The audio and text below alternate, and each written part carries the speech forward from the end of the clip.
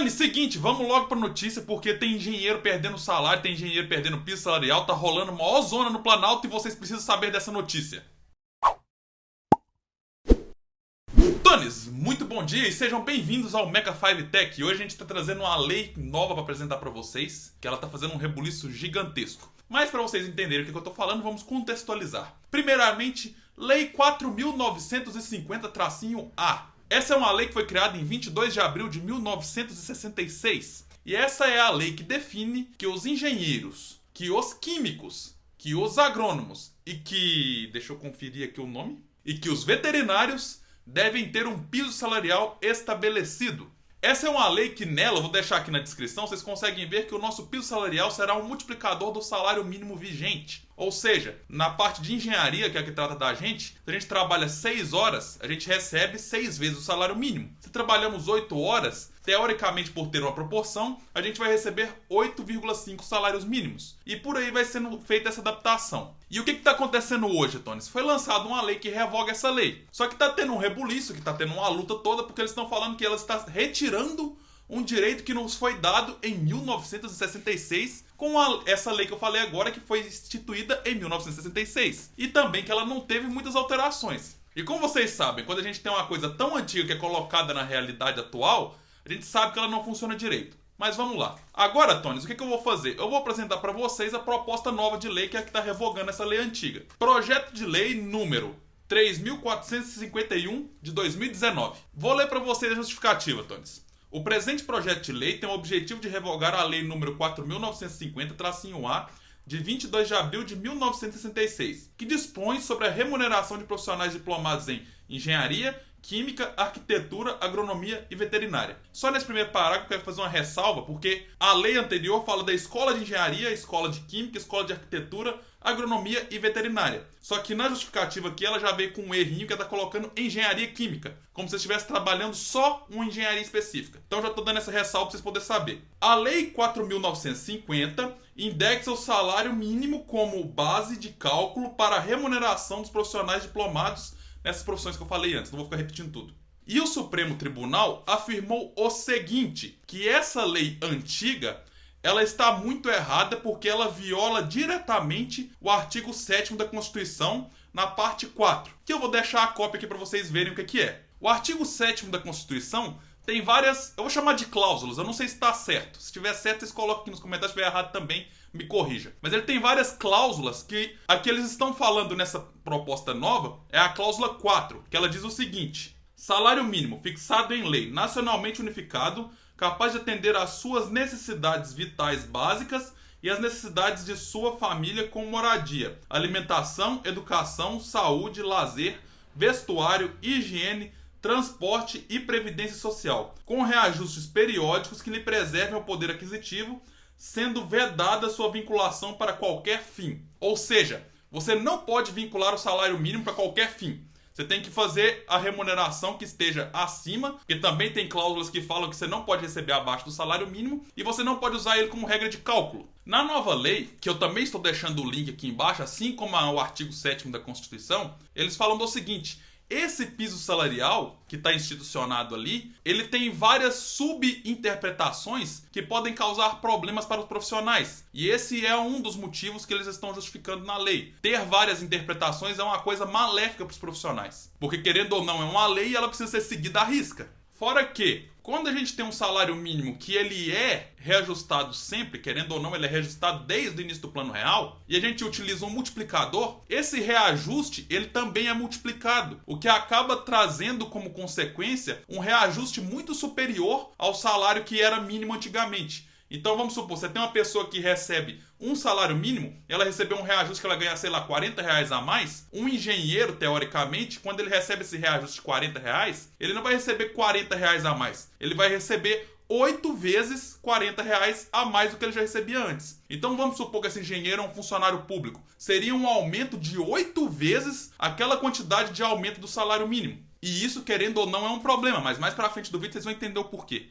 E, Tony, para fechar a leitura da nova lei, eu quero ressaltar o último parágrafo dela. Olha só. Por fim, vale destacar que os altos salários, em início de carreira, acabam agindo como uma barreira para a entrada desses profissionais no mercado de trabalho formal. Com pouca experiência após saírem da faculdade, os engenheiros recém-formados encontram dificuldades de colocação no mercado de trabalho. Vale lembrar também que está mal escrito. Vocês vão ver quando vocês forem ler aí o que eu coloquei no link. Mas enfim, o que ele quer dizer é o seguinte: um recém-formado, logicamente, vai encontrar uma barreira enorme para entrar no mercado de trabalho, porque não existe justificativa que faça sentido de pegar um cara que acabou de sair da faculdade, que nunca trabalhou na vida, porque isso é 90% do pessoal que sai da faculdade, e botar ele para receber o mesmo salário numa empresa que um cara que tem 20 anos de casa trabalhando como engenheiro. Não faz sentido, Tones. E eu espero muito que vocês entendam que realmente não faz sentido. Porque o que isso traz pra gente, Tones? Vamos trazer aqui pra realidade. Essa proposta de lei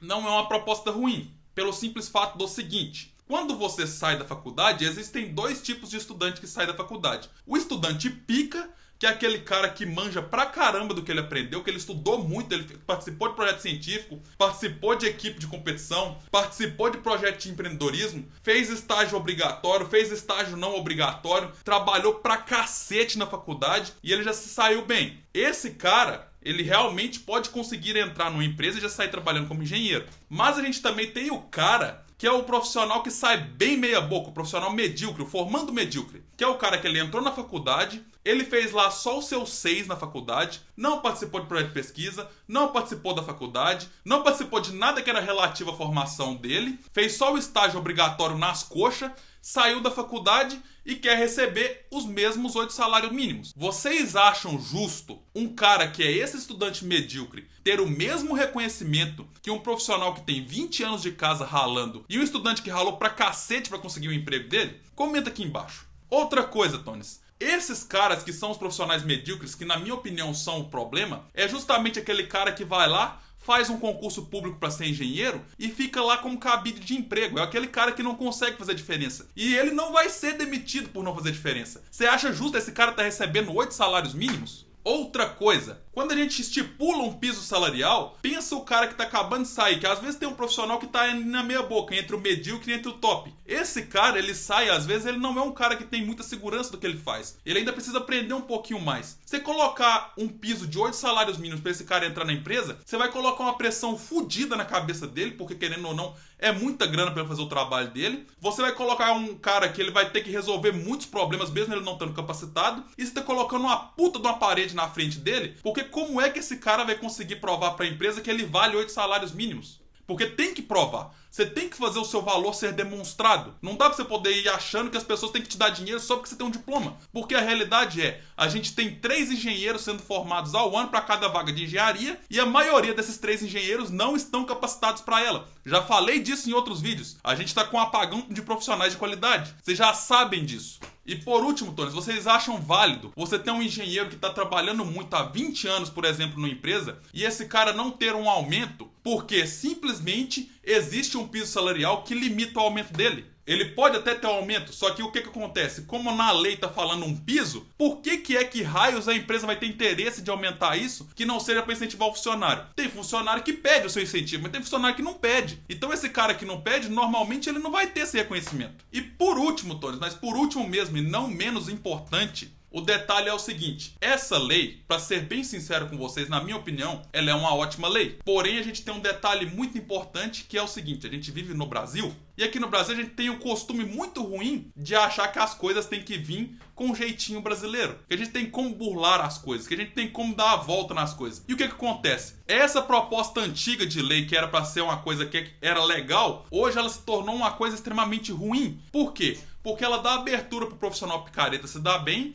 Ela bota uma parede no bom profissional que está querendo entrar no mercado de trabalho e ela pega o profissional que já é velho de casa, que já está bem, e faz ele ficar sempre nivelado no mínimo. Ou seja, se você quiser ser um bom engenheiro, você vai ser um bom engenheiro, mas não necessariamente você vai ser reconhecido por isso. Por quê? Porque você não tem abertura. Com a lei nova, o que vai acontecer? Bons profissionais vão conseguir botar para cima o seu valor de mercado, vão conseguir chamar dinheiro para eles de acordo com o valor que eles têm, e os maus profissionais, aí sim eles vão estar fadados a trabalhar no Uber, porque eles vão trabalhar uma vez só sendo um profissional ruim. Depois, acabou. E as pessoas que entram na engenharia serão somente pessoas que têm vontade de ser engenheiros. Vai acabar essa ideia de, ai meu Deus, vai lá e se forma em engenharia porque dá dinheiro. Porque não vai ter mais esse salário fixado. vai entrar em engenharia só quem gosta do negócio, só quem vai querer fazer o negócio. Você não vai ter essa garantia que a gente tinha antes, que arrebenta com um monte de gente. É um monte de gente na faculdade entrando sem querer engenharia, sem gostar da área, sem não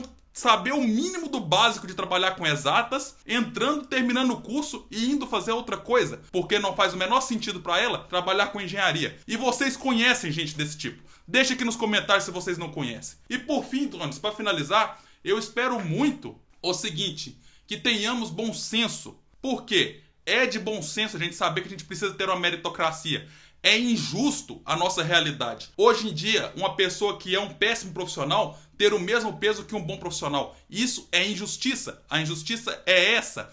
Isso não aconteceria se todos os nossos órgãos regulamentadores fossem ativos e não reativos. Mas isso é um mundo ideal. Por isso o Mecatralha tem lutado tanto para que a gente tenha uma federação que nos represente. Porque a gente tendo essa federação que nos represente, a gente vai conseguir cobrar, fiscalizar e fazer as coisas acontecerem como elas se devem. Se a gente não tiver essa federação ativa, se a gente não tiver esses órgãos ativos, a gente vai continuar andando para trás igual tem acontecido. E se você gostou desse vídeo, Tones, já deixa aquele like, comenta a sua opinião e compartilha ele para que mais pessoas saibam dessa notícia. Valeu, Tones! Tamo junto!